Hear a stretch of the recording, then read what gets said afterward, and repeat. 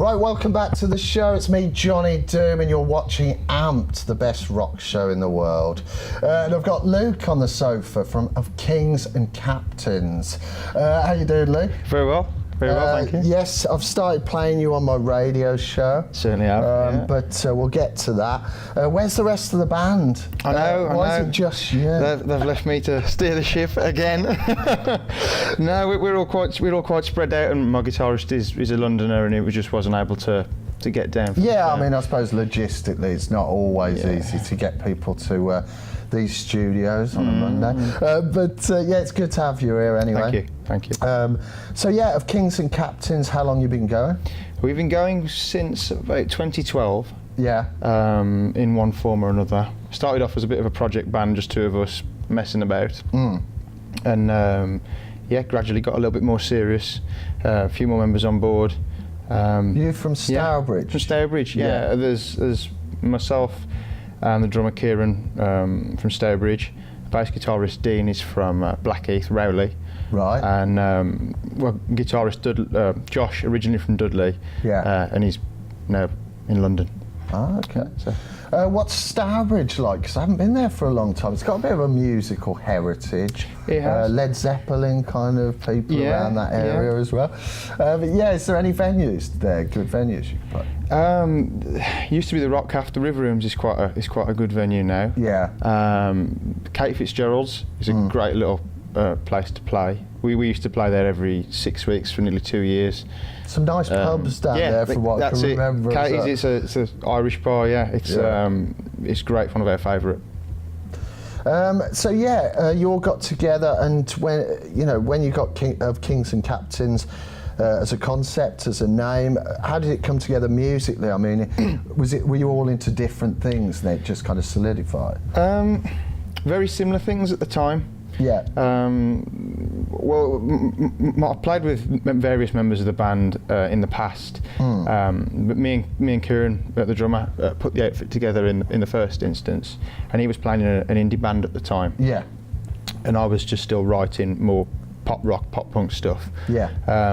But we'd all, went through school and college liking the same band, so we got the sort of Fall Out Boy influence, Kids in Glass Houses, Green Day, all the typical stuff that goes along with the pop punk sort of thing. Yeah. So it was quite easy to gel the two things together. Yeah. And recordings wise as well, I know you've got a new EP. Yeah. As well, it's called Give 'Em Hell, Son. That's the one. Yeah. Which I always think of saying in a very Brummy accent. That's it. It's kind of Give 'Em Hell, Son. It's kind of what it's about. It's the sort of thing we imagine, when your dad sends you off to school as a kid and he taps you on the back. And that's like the motto for life, really. It's just stick at it. That's the kind of concept behind it. Well, these days with bands, you've got to really work hard. I mean, like, there's some good avenues to get out there, whether it's on the internet, YouTube, whatever. But yeah, it's a hard slog, and as we were saying earlier, keeping people together as well is quite hard. Yeah, that's the challenge. Logistically, it can be a nightmare. Where did you record anyway this new EP? I mean, did you work with someone who you've worked with before? Or? Yeah, we decided to start writing. Would have been the best part of late last year, and we decided to go to Magic Gardens with Gavin Monaghan and Joe in Wolverhampton. We've worked with him on previous occasions. Gav's great. It's just a really relaxed atmosphere in the studio, and do they push you as well? Are they those kind of people who push you for a good take? Yeah, definitely. We try and get it's always nice to nail it in the first couple of takes. Yeah. But what we did on this record, which we haven't done in the past, is kind of tried not to leave any songs out just because they were slightly different. We wanted to keep it as an EP, so it sounded like it was the same band, but we didn't want to disregard a song just because it was slightly longer than the normal. That sort of thing.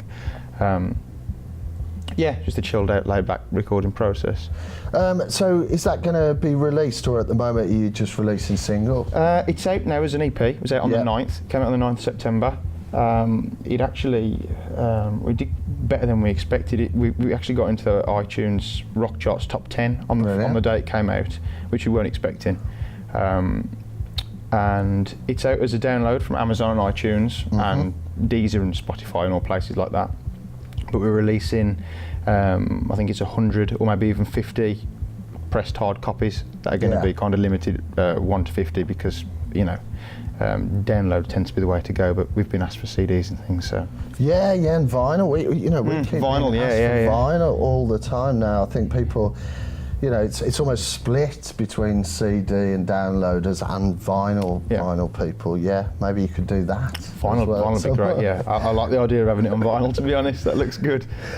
So getting out there as well. How's that been? I mean, you say people are from different areas, but have you been lucky in terms of like getting out there and playing to a few people as well? Yeah, well, to a degree it works in our favour, being quite spread out. Well, I say spread out. Our guitarist is, as I say, is London-based, but it's great there because he's always out on the circuit watching live bands and watching music in London. So he collects, he finds the venues. He says we should play here, and you know, we get bookings all over the place.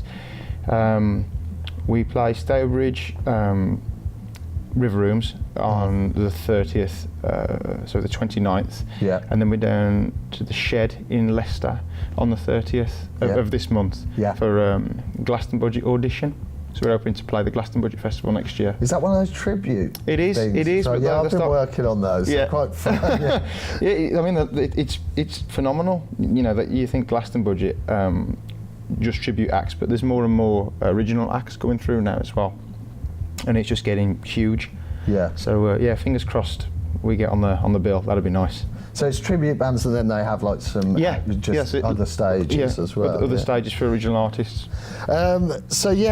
People can get hold of your music. You're on Facebook, website, all that business if people want to check you out. Yeah.